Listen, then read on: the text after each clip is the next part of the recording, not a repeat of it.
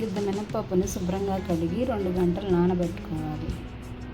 నానిన మినపప్పుని ఒక మిక్సీ జార్లోకి తీసుకోవాలి. స్వీట్ కార్న్ కూడా శుభ్రంగా కడుక్కొని మిక్సీ జార్లో వేసుకోవాలి.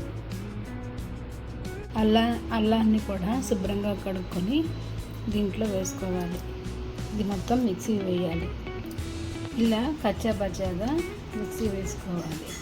ఇందులో రుచికి సరిపడా ఉప్పు, సన్నగా తరిగిన పచ్చిమిరపకాయలు, సన్నగా తరిగిన పెద్దుల్లిపాయలు,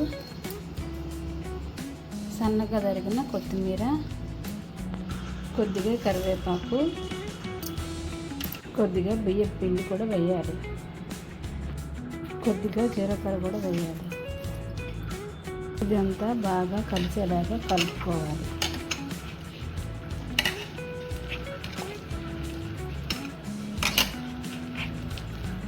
తర్వాత పొయ్యి మీద బాండీ పెట్టి స్టవ్ వెలిగించి నూనె పోసుకోవాలి.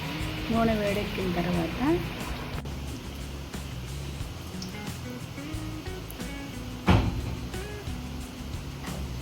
ఇలా గారెలు వేసుకోవాలి.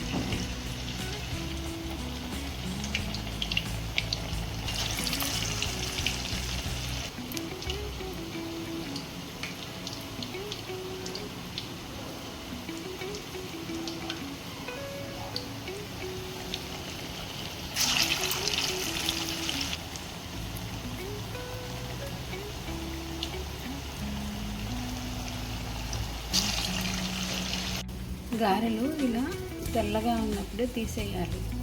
తీసేసిన తర్వాత ఇవి మళ్ళీ రెండోసారి నూనెలో వేసుకోవాలి.